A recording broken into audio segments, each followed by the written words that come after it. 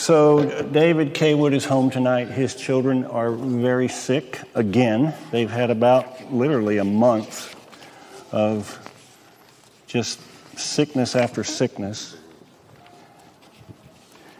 And it's that time of year, you know, when kids go off to school or daycare or preschool or whatever, and those places are like pestilence places, you know.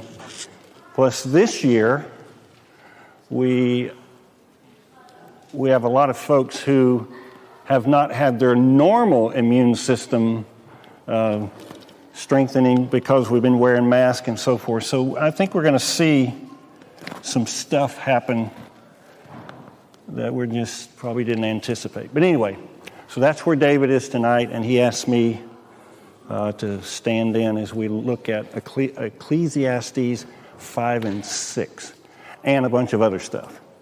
So we're equally divided tonight. We got 4 guys and 4 gals, and because I didn't find out until real late that I was going to do this tonight, I'm going to let you guys do a lot of the teaching. You're going to do the heavy lifting. Yes, thank you, Martha.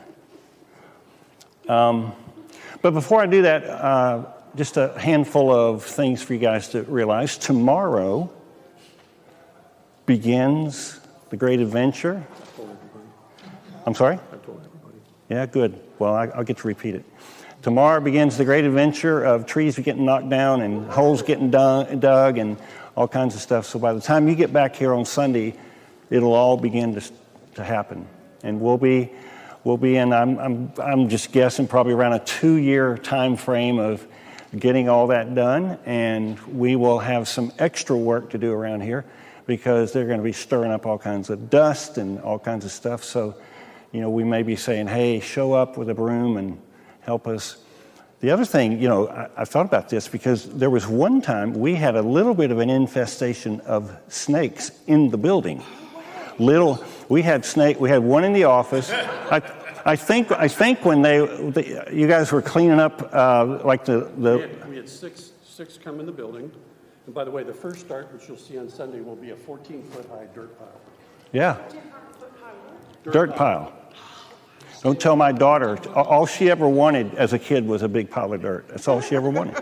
Yeah, not my boys, my daughter. If that's what it takes to get her here, yeah, I'll say we ordered 5,000 yards of dirt just for you. But yeah, we had snakes. So Shelley caught one in the office with a trash can, and I found one in the men's room.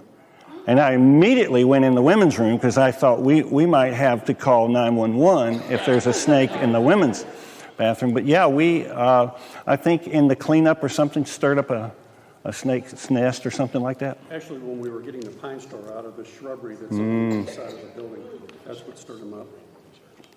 But my thought, if they're going to be cleaning up all that back there and all this on the side, we may get all kinds of. We might get a lot of little creatures coming in. Oh, and let me. So going forward for Thanksgiving and Christmas, let me just give you a kind of a heads up. First of all, every year we've been doing the turkey dinners for folks, taking them. We're not going to do that this year. In the absence of the manpower and the organization at this late date, we just said there's no point in pushing that. We'll do it again next year. We will have the Sunday after Thanksgiving will be a special Thanksgiving service where we will emphasize Thanksgiving. A lot of folks in the congregation will participate in that. So come prepared on November the probably 28th or something like that, whatever that Sunday is. Just come prepared to sing a lot and to give thanks a lot, okay? And then for Christmas, this year, Christmas is on Sunday. Christmas Day is on Sunday. Happens every 7 years, right? So what we're going to do our normal Christmas Eve service. And that's a great time to invite your neighbors, your friends. We get folks come to that from all over. People love Christmas Eve services. The next day, we are going to move our worship service to 11 o'clock so that people who have smaller children can get their children up, get breakfast, get Christmas started, and then come to church. I just told Tim we're going to let the worship team have that day off. We're going to do something else with the music because all of them have small kids, and all of them will be working like crazy the night before, giving us a wonderful evening. So Christmas Eve will be a normal Christmas Eve service. I think that's at 5:30. Honestly, we have to pull out the banner and remember what time we printed because we don't want to pay for another banner. But I think it's going to be 5:30 or 6 o'clock. And then Christmas Day will be 11 o'clock. But here's the thing I want to add to that. This year we're going to do what we call Blue Christmas. And Blue Christmas is a service. It's always the 21st of December, which in our case this year will be Wednesday night. It's because the 21st of December is the longest night of the year. And the symbolism of that is that Christmas time is a very difficult time for some people. And some people have lost loved ones this year and so forth. Some people, they're depressed at Christmas and whatever. So we're going to do a special service for the community called Blue Christmas here in this room as an outreach kind of thing and for our folks as well. It'll start at 7 o'clock in the evening. Bill Walder, who's been coming here pretty regularly, he has done this in his church before, up north in some state up north. And he said it was just a great outreach. And coming off of the pandemic and people losing loved ones and so forth, I think it'd be a great time for us to this is for you. You've had a rough year, or this time of year is rough for you. This is a special service for you. So we've never done that before, and I'm excited about that. So that gives you kind of a rundown of what's happening going forward. So here's a question I got for you. If you won the lottery, you're standing in front of the TV, they're reading the numbers, and you go, and you look again, and you realize you just won $5 million. What would you do with that money? Well, I want you to think about it, okay? $5 million. Remembering that 70% of the people who win the lottery lose or spend every dime of it within 5 years. About half of those people get divorced, and they fight over the money. Many of them go bankrupt. So there's a story, David Kaywood wrote a beautiful, he's in the process over the years writing a book on contentment, and he has a chapter on this that he gave me to quickly read through for our evening tonight. And he tells a story in there of a guy who won $341 million or something. And so he took the immediate payout, which was a little over $100 million by the time he paid the taxes and all that. And the guy ends up penniless. He dies way ahead of his time. His wife divorces him. And, it's just that story. And there's actually a show on TV. I watched it. I've watched it a couple of times, and I don't know where it went, but they profile these people. We won this and so forth. So if in the possibility that you might win something like that or get a windfall from some other way, what would you do with that money? It behooves us to know in advance before that hits us what we're going to do, because most people's lives are destroyed by that level of money. So what would you do? $5 million, they take your picture, the big cardboard check, Jay Mullally. No, we'll put Chris Mullally on there, $5 million. What would you do with that? Pay off the house. Pay off the house? Okay, yeah, there you go.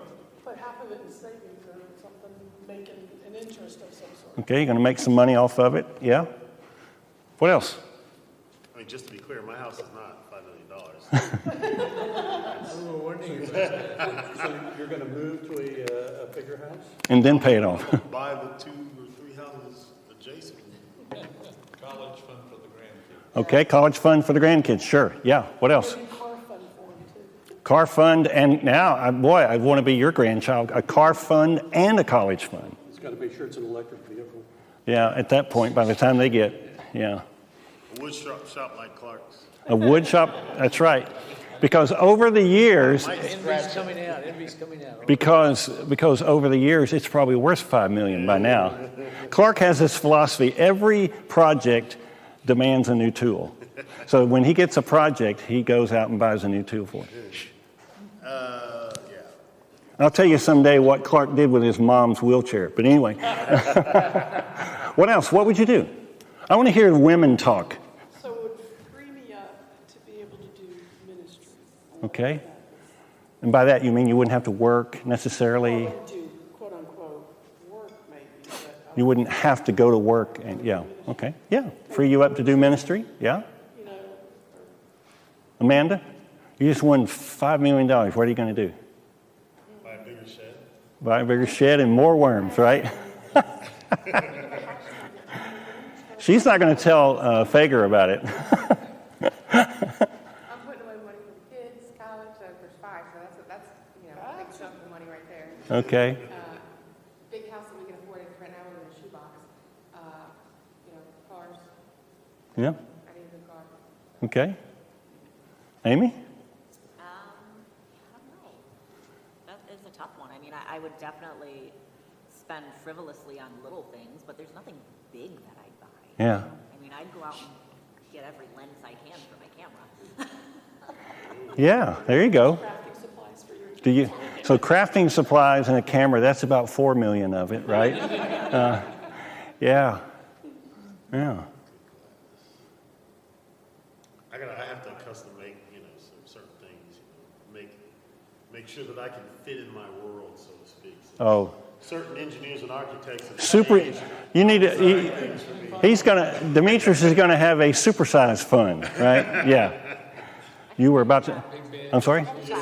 Travel. Yeah, travel. Okay. Hey, the captain's wife is about to speak. This sounds, like something, anyway. I would definitely put money aside for several missionaries that Ray and I supported since the 80s. I would definitely put some money aside for missionaries that we support through this church, and obviously put money aside for our grandchildren. I don't know about our children. I'm still kind of ready to strangle them. Yeah, yeah. For the grandkids. They're gonna have to prove a little better, right, before you. But put money aside for the grandchildren and Yeah. No electric cars. No electric cars. Okay, there you go. That's funny. So, confession time. Any of you ever played the lottery? Okay, yeah. I played it when it first came out. I bought some tickets and I won like $6, and which was about, I broke even. Okay, and I just wanted to do it just to say I did. It was funny up in Chicago when Illinois opened their lotto. This African American pastor won like $38 million. He was the first guy to win. And it really created a conflict for him because they named his name on the TV and all that, and he claimed he found the ticket in a parking lot, and he picked it up and he won, which may be true, or maybe not. We don't know, but... See, Tim, the first rule, though, is if you win the lotto, is the first thing you do is you hire an attorney who's experienced, because you never want to have your name revealed in public. Now, some states you can get away with that, some states you can't. Yeah, Right. Some states So- you're mandated. That's right. That's right. So basically, a really good lotto-oriented attorney and a really good lottery-oriented accountant. Right. Yeah. Keep that in mind when you all win. Okay, Jen. We'll come to you for advice. I got to play to win, so I don't. Well, this was an interesting from a pastor's standpoint, way back when they were first doing the gambling in the state of Florida, a guy came to me and he said, "Would the elders accept money that I won gambling?" And so we had an evening of conversation about that. And it went around the table, and And I just, at the end, I said, I would take money from the devil as long as there's no strings attached. I mean, if there's no strings attached, just like they raided the Egyptians as they were leaving to go out in the wilderness, but there's always strings attached, and that's what's that? Plundered. They plundered, yes. Yeah, it's not a very nice word, right? So, what do you think the chances are that you would ever win? You'll be struck by lightning before. The state is 13 million to 1. Okay. I think it's a lot higher. Yeah, By the way, the That's Powerball much higher. That's just the is state. in excess of 1.2 billion. 1.2 billion is the Powerball. Yes, ma'am. What'd you say? I have to be that passionate that found it in the street because I always forget what. Yeah. Yeah, I don't. Well, When I start keeping cash, I don't play. so back to reality. You said, wait a minute. You said something about something is 1 billion? The Powerball right now in the state of Florida is over 1.2 billion. Billion. Demetrius is going to say, I got to go to the bathroom. Go ahead and leave now. So here's a funny thing. This is the happiest, most animated I've ever seen this crowd talking about money. And I used to say when I was at the big church, and we had 12 full-time pastors and 6 secretaries and 5 janitors and whatever. And everybody would pontificate about materialism and all that, but everybody's step was a little lighter on payday, even in the church office. It is something that really is at the core of who we are. And it's not just money, it's material, right? Because we live in a material world. There's a lot that our Bible talks about that's immaterial, unseen, but we live in a material world, so we're stuck here. It's not like we could decide to live in the immaterial world, and Jesus is going to liberate us from the tyranny of this at some point. But until then, we have to wear clothes and drive cars and eat food and so forth.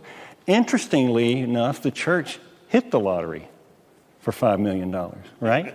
And we didn't play the lottery, but we got a windfall of $5 million, and it's created a very interesting conversation going around.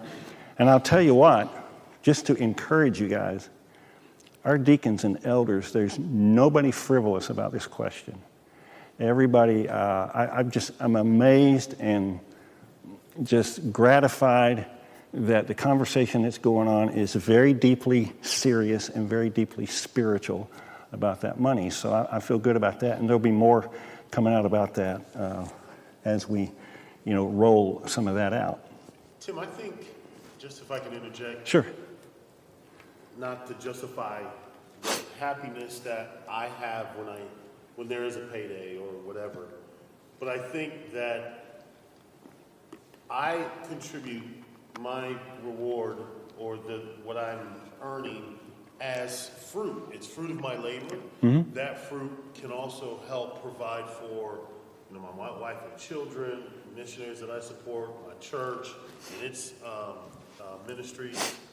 And so there is a happiness. Like, I remember transitioning from kind of like check to check to be glad to pay JEA and yes. Comcast or AT&T. Or buy a nice gift for your kid or something. I can do right. it now. I am less begrudging, and I think that there is, as I've learned more in the Bible, there is a happiness, a joy that I can give to the church and tithe on time, versus, oh man, this is really I'm not gonna be able to do this. Right. So I think that there is, and I'm not trying to justify, but I think there is a little bit of like, this is A, what I earn, B, it gives me joy with what I can do. With Sure, and you don't have to justify it, because I think it is justified in the scriptures. The Bible does not teach us. We're going to look at several passages. We're starting in Ecclesiastes. The Bible doesn't say to us not to make money or not to be rich. The Bible says don't love money. Don't trust in money. And somewhere in there, we all, in our particular financial circumstances, in our relationship with the material world, we have to understand where God is drawing that line in our life and in the life of the church. So I think, it sounds spiritual to talk about, you're the more poverty-stricken you are, the more spiritual you are, but the Bible doesn't teach that. And that idea militates against the idea that God created a beautiful world, a material world for us to enjoy. Sometimes I hear somebody say, God's more interested in our holiness than our happiness. And I go, wait a minute, he's interested in both. Look at the world he created for us. And why would he create heaven with all of its beauty and perfection if he didn't want us to be happy? Said that are putting two positives against each other. That's right. Happiness can't be it's a false negative. But there is this thing in certain, and I grew up in that end of that spectrum of stream of faith, extreme legalism and extreme Phariseeism, really, in a lot of ways. And it was like the more miserable you are, the more you love Jesus, was kind of the theology of that. I grew up in that. And it was a great liberation to me to learn that. And oh, by the way, as I grew out of that and the prejudice against wealthy people that came with that mindset, I suddenly realized that there are an incredible number of unbelievably generous, godly, wealthy people in this country. In this town, there are men and women who are extremely wealthy on levels that you and I will never see, and they're the most generous people. So when we equate materialism and greed to riches, that's not exactly one-to-one. I can think of some of the most materialistic times of my life is when I didn't have anything, because I was thinking about money all day long. And my poor wife was sweating bullets given her perception of my frivolous view of so many things in life. All right, so on your paper there, I have 5 categories of thinking, and instead of us breaking up in groups tonight, we're gonna all just be a group, and I'm gonna write some things on the board. Ecclesiastes 5, verse 10 through 6, verse 9 is the actual passage for tonight. And that's where we start. And then Paul says to Timothy, he warns against the dangers of riches. And then Jesus gives a lot of teaching about money, a lot. In fact, it's true that Jesus spoke about our relationship with mammon or money, material things, more than he spoke about just about everything else he spoke about, and in many cases, the combination of all those things, which led me to this conclusion, that if that's true, if that's what Jesus was talking about the most, then any definition of discipleship in the Christian life, in the church, in the ministry of the church, would have as one of its primary pillars the discipling of people in how they deal with money, right? Because that was the top thing that Jesus talked about. It is also the thing that he warns us the most about. So you get the foolish guy who was going to build more barns and all that. That's what Luke 12 is about. And then the whole idea of contentment as a way of life. I mentioned that David had written this chapter of this book. I wish I could pass out this chapter to everybody. It's extremely well written. Our new young pastor is a great writer, and he's in that world, Gospel Coalition and so forth. He writes things. He has a blog. He's a really, really good writer, and he wrote a great chapter on this issue of contentment. And then you get to 2 Corinthians 8 and 9, which talks about the joy of generosity. So I don't know how far we'll get here, but what I was thinking, so we got 5 and 4 now. Why don't we do this? What time is it? Let's see if we can pull this off. So Jay, you and Chris, look at the Ecclesiastes passage. I'll come back with the questions in a minute. And then you 3 ladies back there together, the 1 Timothy passage, okay? And then you four guys look at the Luke 12 passage. And here's what I want you to do. I'm going to write down everything you see in that passage that relates to us and our relationship with money. If it's a warning, if it's a command, if it's an illustration, if it's a parable, if you were teaching this to your children or your grandchildren, what would be the things that you would find in that passage that you would list out, bullet points that you learned? Okay, so I'm going to give you a few minutes. Ecclesiastes, 1 Timothy, and Luke. You guys get together. You can get together and do it. I'm always for getting together and doing it if you can.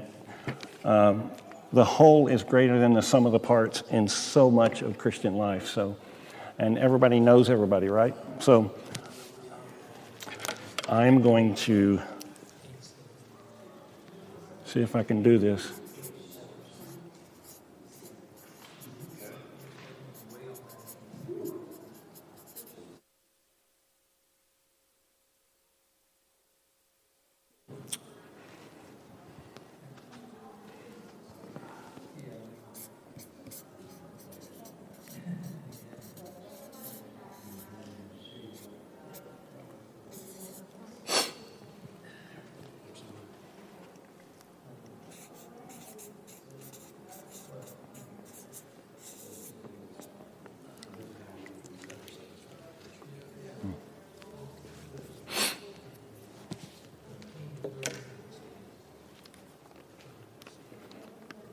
It's actually kind of fun watching a husband and wife go through a drill on money. And I know you guys have had to do that a lot because of being on deployment and managing life with kids and all that. And back in the day when we didn't have the internet and had to communicate by letter, and would update me and read it, that money stuff. As you know, there's a lot of counseling that needs to be done in young officers and their wives because they don't handle that transition well. Yeah. I'll tell you, Some of easy them. for us. Yeah. Well, you know, having the core of Christ in your life and then learning to trust one another, which is at the core of marriage anyway, right? I do want to mention to you that Jay occasionally buys lottery tickets to give to my brother Ken. Okay. I can't remember the last time, but I think it's maybe once a year. We used to tease around when Chris's mom was still living. So, at any rate, so if we win, all your needs will be taken care of. It was interesting listening to the others about this subject. Mm-hmm. All right. Yeah, I did that on purpose. Yeah, so you won't get any problem out of me about that level of gambling if a person can afford it and they're not looking, you know. Majority of people that buy those tickets can't afford it. Yeah, right. I remember they asked Billy Graham one time about gambling, and he said, "So what are you going to do with your money? Put it in the stock market?" Did you see my note about that I talked to CFC, my bookkeeper, about who does their audits? And also God bless you. about something that Gary asked me to do, and that was to look into financial accreditation and the, Economic Council for Financial accountability. Yeah. You know who started that? Billy Graham and a bunch of other pastors. Yeah. So we could be part of the EFCA and the ECFA. Too confusing, but that's geared towards a Big, yeah. And I remember one time, I think it was Focus on the Family or somebody really, really big pulled out of it because their enemies were they were constantly asking for reports and things and so forth. Anyway, I'm taking up your time, but yeah.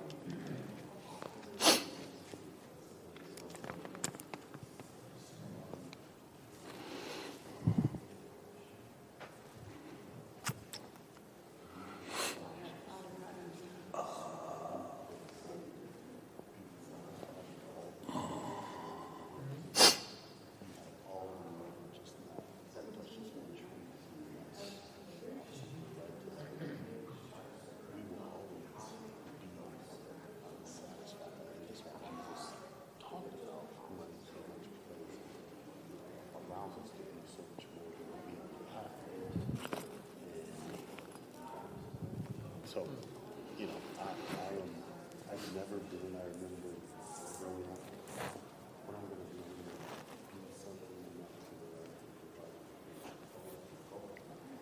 I want to be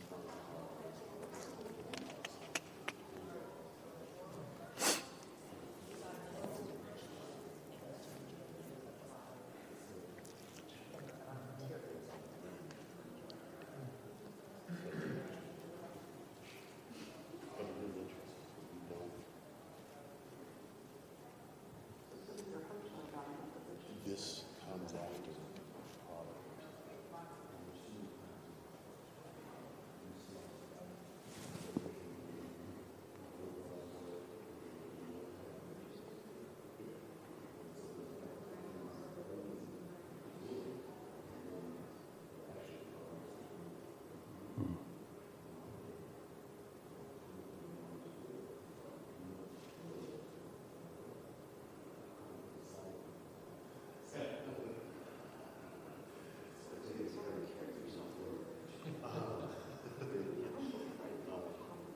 be discerning enough to resist, you know, it's interesting. I mean,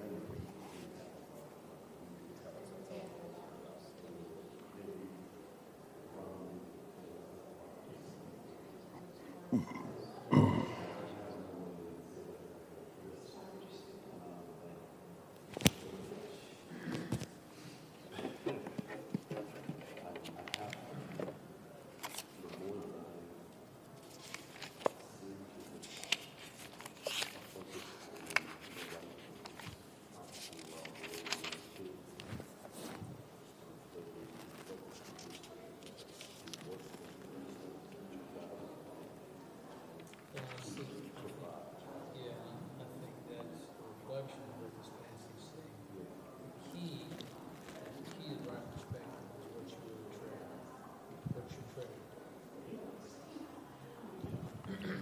But the action, you see, you've got to take steps to have the right attitude. It doesn't just have to happen, it goes on, and that's sin nature. So what's the tells you that number one, fight against covetousness, invest your treasure, invest yourself in lasting, eternal treasure, material. 13, I think it was, part of the,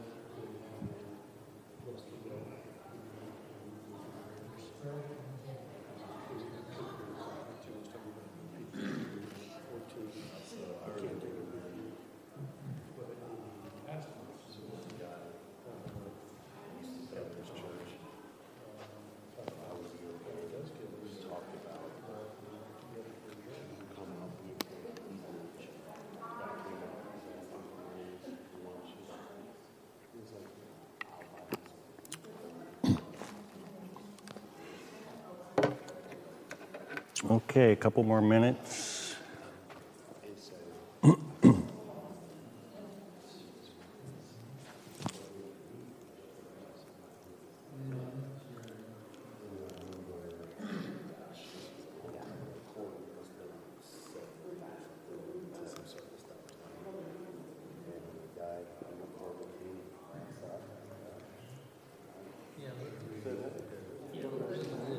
I've highlighted in yellow some of the key passages. To me, those are the most important principles of the passage. Starting there. Yeah. No, you should, but I'm saying that just to help out. I just kind of highlighted those since I thought those were the important principles. No, I did that a long time ago. Just when I was reading the Bible. I've been reading the whole thing. Yeah, which is good to do. I don't have to worry about my tweezers in my coffee. I like that guy. Okay, let's talk to each other here a little bit. Huh? Okay, guys. obviously this is the kind of thing, you can take this sheet home and you can do your own study. And if you study what God says about material blessings, it'll take you a long time, like for the rest of your life. By the way, and this is important, the Puritans, from whom we get a lot of our theology and a lot of our thinking, the Puritans get a bad rap in our culture, but they were actually very happy people and very productive people spiritually. They taught this principle that if you could acquire your neighbor's fields without harming your soul or his, you were not only free to do that, you were responsible to do it, because it would bring under the purview of the kingdom of Christ more material wealth. So they had a very positive view of finances and blessings. And when you look at the Amish, for example, who are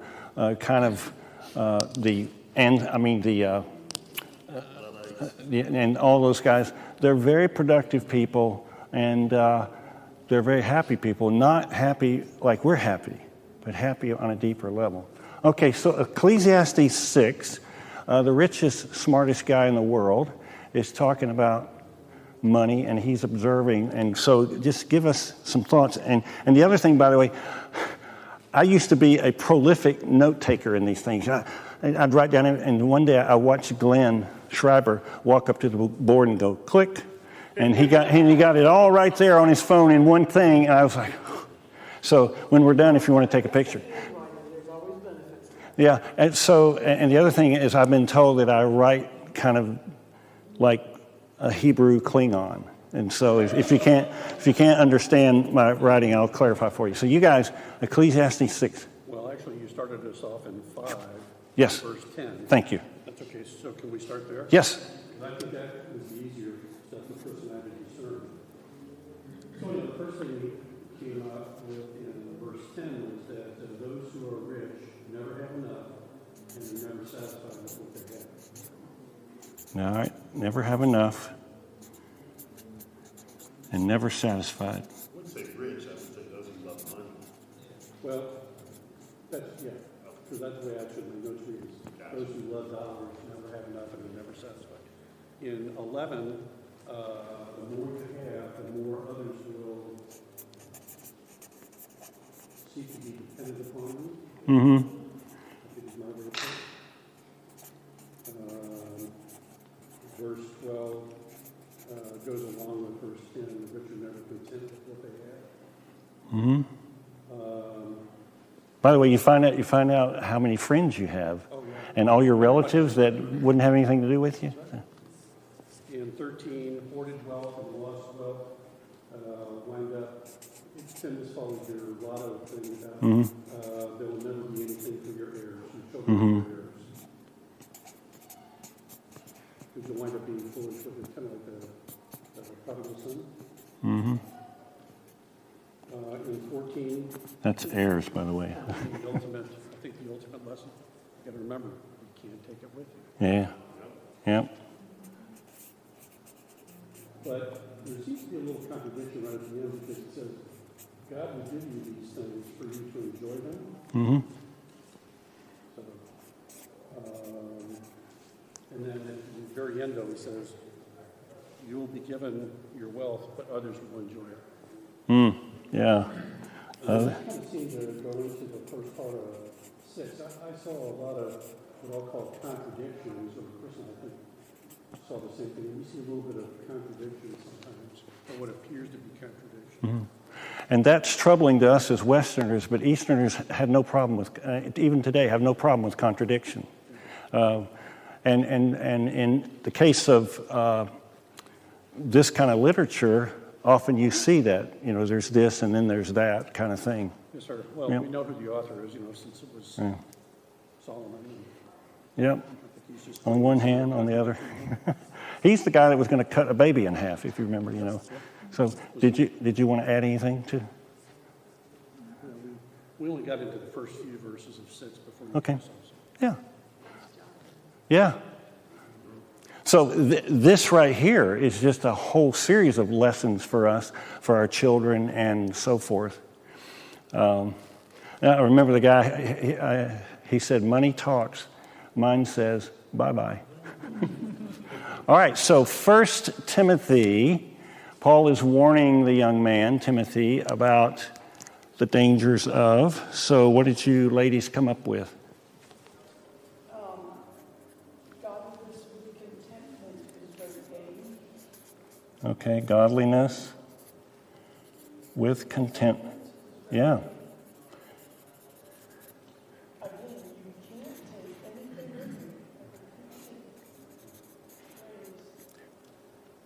with you. So when you get a chance later, go back to that passage in 1 Timothy and read the lead up to it, because there's some context there that causes, because I think in verse, where did I start you? Verse 10, it says, but or however, it starts out with a connection, right? So it's contrasting something up above. Good. Be content with your food and clothing. Oh yeah, content with food and clothes. So that cuts out about 98% of the other stuff we own, right? And he's using I forget the literary term, our literary expert here. There's a term for something that represents something bigger. Like I made the point, kind of, but I made the point in my sermon about discipline, that the rod of discipline could mean the rod literally, or it could mean it's the idea of the bigger. Anyway, so food and clothing means basic needs, right? One of the questions you have to answer, and I get this question sometimes, what is a need and what is a want? And I'll come back to that. Actually, it took me 60 years to figure it out, but I have an answer for that that's been helpful for me. So keep going. The root of all kind of evil is The love of money is the root of all kinds. There's one of those phrases that there's also a technical term for. He's not saying literally every kind of evil has money at its root. We say all kinds of evil. We're saying a bunch of different kinds of evil. Okay. don't put your trust in riches. Okay, don't trust.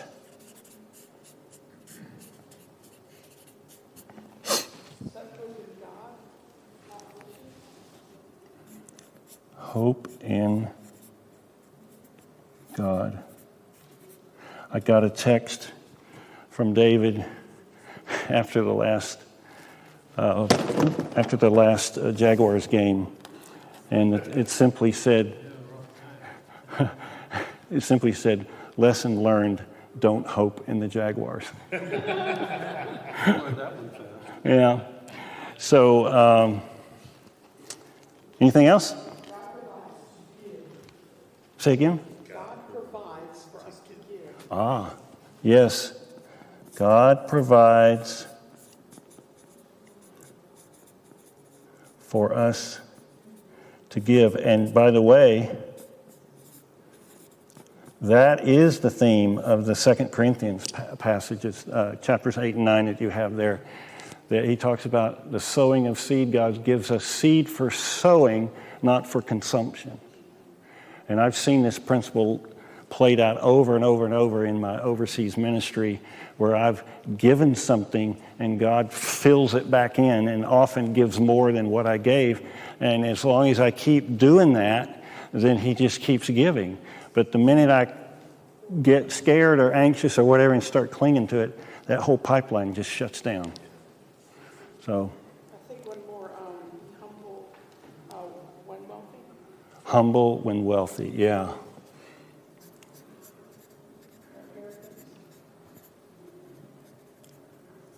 You know, there are certain kinds of people in the world who just really stand out. And a humble, wealthy person is one of those people. It's an awesome combination. My friend Bud Toole, I put in that category. Bud's a wealthy man, but just an incredibly generous guy. Generous on levels that you and I aren't able to, but just never. Funny story about him. The international president of the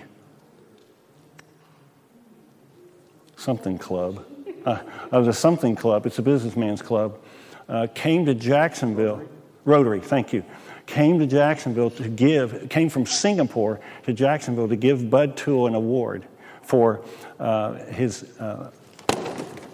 work in Russia, and how he'd helped the poor and so forth. And he wasn't even going to go to the thing, and his wife Carolyn had to trick him into going to this thing. And he's sitting next to the back door, looking at his watch, and the guy gets up, starts talking about this man that we're going to give this award. And Bud said later, I said, it sounds like I do that kind of work too. I should probably meet this guy before. He didn't even know it was about him. And then they called him up there, and it just embarrassed the heck out of him because he's just not a guy who seeks, to be seen. But he's a highly revered man in Russia. That's what I was going to say, is that usually those kind of people, when you put them in the spotlight, they're quiet. They're not trying. Anything else? I'm going to quit writing okay, Luke 12. Luke 12, well, we started talking about how similar the love of money is to the original sin. Wanting what God had already given them, everything but that one forbidden tree or fruit. But the parable of the rich fool kind of brings out doing a lot to gain so much so you can kind of rest, and not having what they said, you not being able to take it with you when you're done. I just keep moving around. These things keep running behind me. Jumping in your way. Keep going, I'm sorry. So it talks about laying up your treasure not for yourself, but for God in heaven. And then also taking away the anxiety of having to feed yourself, to clothe yourself, for God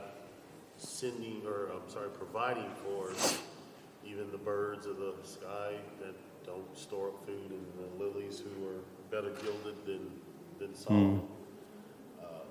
Which is kind of interesting that he writes about himself in the third person like that. But the anxieties that we have about that, we shouldn't have. So those are kind of the main points there. I think a key principle too is that the essence of life is not lie in what you have. Yeah.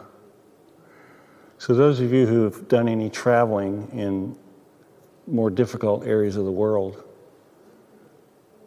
some of the poorest people in the world are some of the happiest people. And their faith sometimes, I'm not trying to lionize them, or have a fantasy world about these folks. The flesh is alive and well everywhere, right? But there's something about the burden of wealth that just wears us out. I was thinking about, so there's a lady who lives close to us. She was the principal of the elementary school where Allison taught before she retired. And this lady was going to work like 2 more years and then retire from being a principal. And they had all these plans, for traveling, and they were gearing up for that. And her husband, who was already retired and a fairly well-to-do guy, I think he was an accountant and had just done well over the years, he's feeling bad one day, and so he goes to the doctor, and the doctor runs some tests and comes back and says, you have this very virulent form of leukemia. And Jim said, so what's the prognosis? He said, you better call your family. You probably have 3 weeks to live. So his kids are scrambling from all over America to get here in time to say bye to Dad, and literally This guy lived about 10 days, and then he was gone. And perfectly feeling healthy, I would watch him ride his bike with his dog Coco around the neighborhood. He had one of those recumbent, things, and he just was happily retired with his big dog and all that. One day, and the next day, the doctor says, you got less than a month to live. And in his case, I mean, he wasn't the arrogant guy, but he was a human being who had all these plans, and she was excited. They were finally going to get some time together as husband and wife, and with no kids around, and boom, there it was. So what do we do about this then? I mean, how would you go about really examining yourself? How would you know? We were talking today about this in our elders meeting, and David said, it's interesting, he said, the thing about greed is it's so silent. If you commit adultery, you're going to know it, right? If you rob a bank, you're going to know it. If you murder somebody, you're going to know it. But if you're greedy, you can be very greedy or very anxious about money and not even be aware of it because everybody around you is the same. How would you even start to do an assessment of your own life? How would you do that? Because if your household income is more than $40,000 a year, you are wealthier than 95% of the people on this planet. So we can't claim to be poor. Now, it takes a lot of money to live in America, and it's taking more and more money. And I'm seeing a kind of despair in our younger generations because, when I rented an apartment, it was $250 a month. And they're having to pay $1,600 for one or two bedrooms. So they're having to bunch together and pool their money. So there's some frustration about the cost of living here. But how do you know whether you're greedy or not? How do you know whether you're materialistic? Maybe if you are looking around and you said there's nothing wrong with what I have, because that is our society. That is the measure. Is be focused about you and keeping up with the Joneses and doing better, more, all that. Maybe if you were different, you wouldn't be in the same crowd as they. Any thoughts? What? Are you looking at your checkbook? So you were in money goes? Looking at your checkbook to see where your money goes? Sure. And that tells you something. Yeah, I mean, if the Lord said, check your greed meter, how would you do that? I think it has to start right where we started tonight. We have to compare our lives to what the Bible says about possessions and wealth. Yeah, do we have to have things? Needs versus wants. What'd you say, Jay? Needs versus wants. Yeah. So I thought about this for decades, and I finally came to this. When someone says, what's the difference between a need and a want? I say, need for what? If you're saying, what do I need to survive?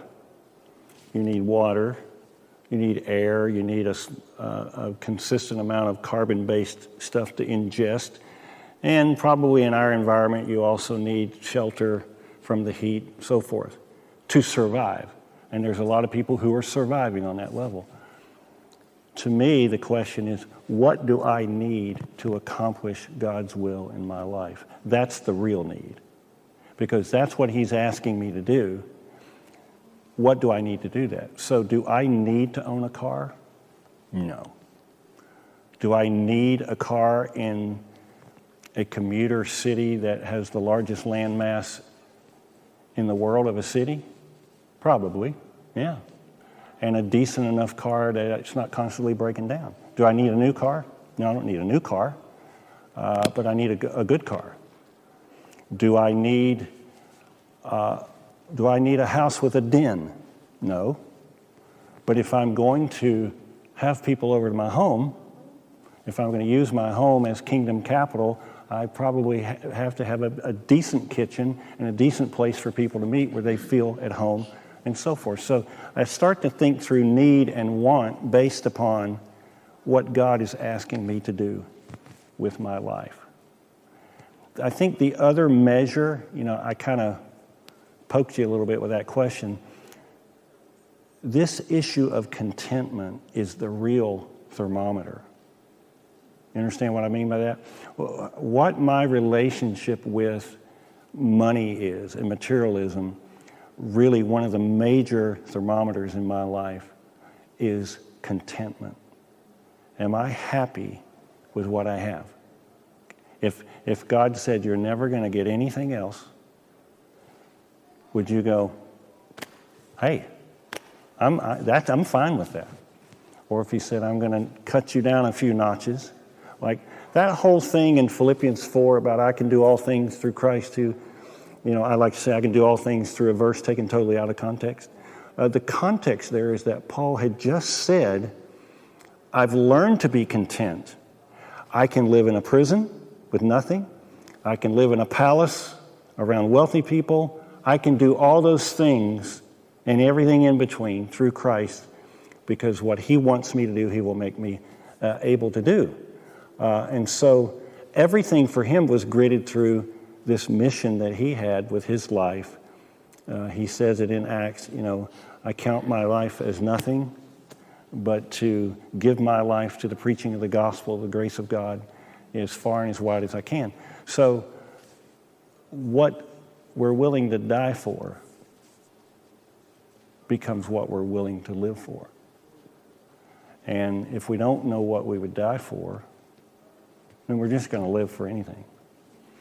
And one of the challenges of us in America as Christians is we've made church in such a way that it doesn't really cost much to be a significant part of a church. You show up, you volunteer for a few things, you give some money. My friends in Russia right now are very carefully hiding out because their president, who's gone off the wire, is starting to hunt them down. They're going to become enemies of the state. So for them, what do they need? They've long since given up, I need to save my house, they're now thinking about protecting my children, I've got to protect my wife. What is God calling us to do? For us as a church, I've thought a lot about this, and we've talked a lot about it. You guys, deacons are talking about it, elders are talking about it. At some point, we'll get together and talk about it. David and I talk a lot about it. He's a millennial, got a whole different view of life, money, possessions, and so forth. What does God want us to do? We could save that money, earn more money. We could spend it all tomorrow. It's not hard to spend $5 million. I could do it in an afternoon. Or we could pause and breathe deeply and pray and discuss and read the scriptures and say, what is the mission of the church? What's the mission of my life and the mission of this church? That money belongs to God. Everything we have belongs to God. There's nothing we have that belongs to us. He's just loaning it to us for stewardship. And I can tell in my life when I'm starting to get arrogant is when I start to say things like, I earned that money. Actually, if God withheld my breath, I wouldn't earn anything, right? So even my capacity to earn is about the grace of God. So it's a constant question, isn't it? And for those of us who are older, that clock is ticking in the back of our head, and we're saying, you know what?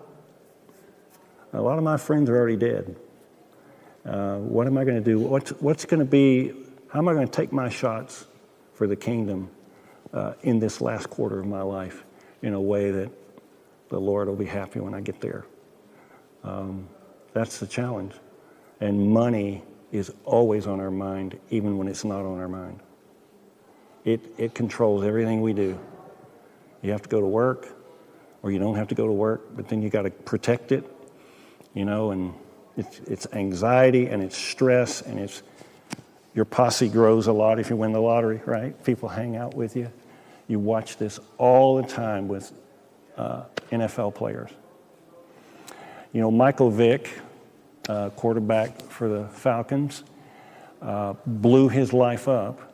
And Andrew Young, who at the time was the mayor, if I remember, the mayor of Atlanta, took Michael Vick aside and said, I'm going to tell you something, and you better do it, and you better do it exactly the way I tell you. That posse you got following you, you send them home, and you're going to make them mad, but you get rid of them now, or they will ruin your life. And sure enough, they did. It's right there in Ecclesiastes. Yeah. The more you have, the more people Yeah. be attracted to you and want what you have. Yep.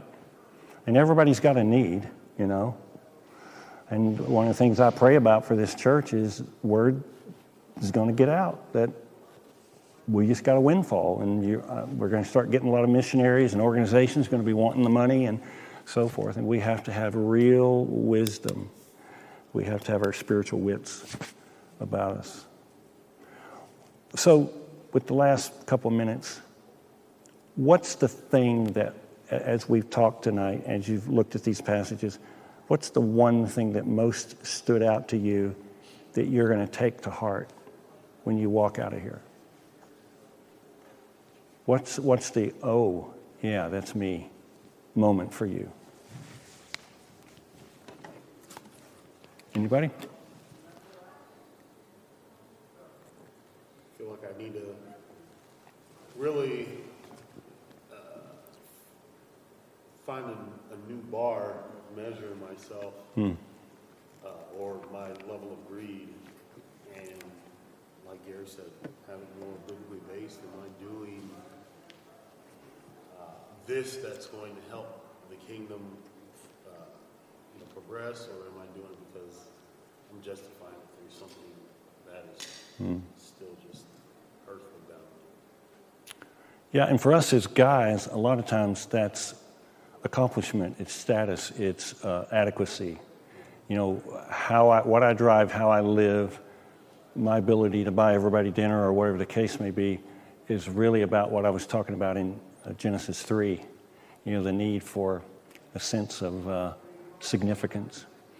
For a lot of women, and I'm not trying to grossly generalize here, but I see this a lot, it's about security.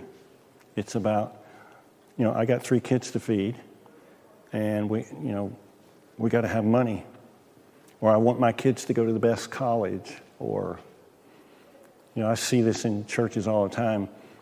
The things that parents do for their children to the neglect of their spiritual life, it just baffles me. It's stunning how much money and time and energy is given to running the kids all over the place, getting them into the best thing, not even realizing that their whole eternity is slowly slipping away, because by the time they reach 18, most of them are not coming back unless God just slams them to the floor.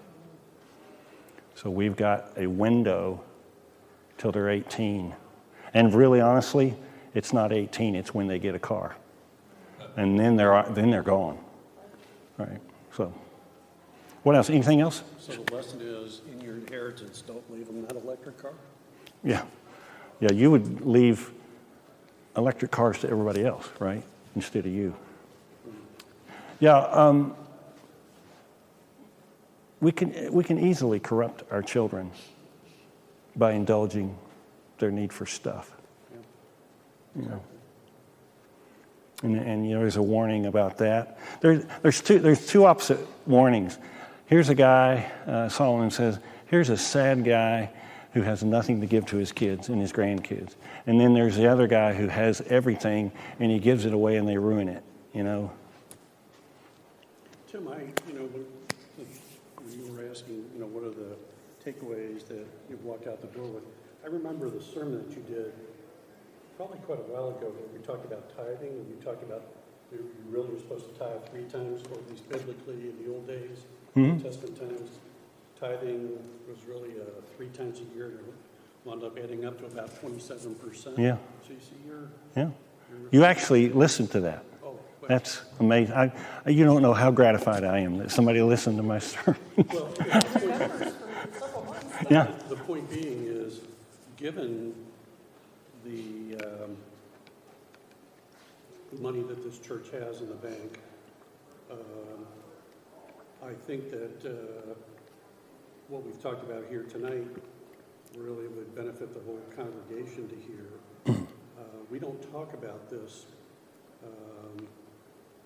in my opinion, enough to educate our church members and regular attenders.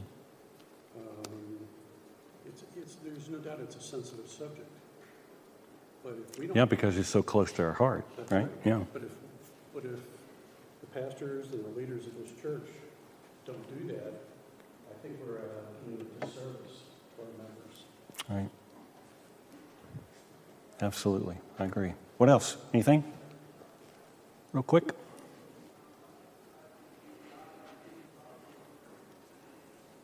So this is the point at which I take up an offering for the pastor's retirement fund. No.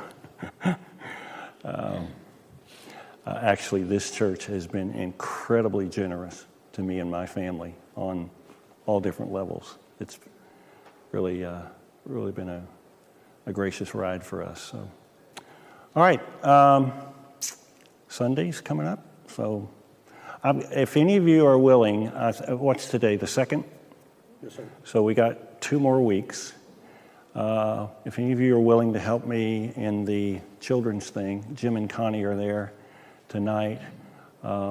We just have 2 more Wednesday nights. Then we'll take a break. But I may be calling you and saying, help. So, I can take one. okay, thank you. Yeah, my list gets thin toward the end of it, and people have been very, very gracious in helping. And Jim and Connie have been amazing. I've called on them 3 times now, and Jim always says, "We love the kids. We're glad to do it." So it's fun to see, an elder-level guy, elder-qualified guy who loves kids that much. So, okay, any questions, comments? I'm going to say a prayer, and we'll go. Thank you, Father. How would we ever even begin to thank you for all the things you give us? How you have overwhelmed us with material blessings.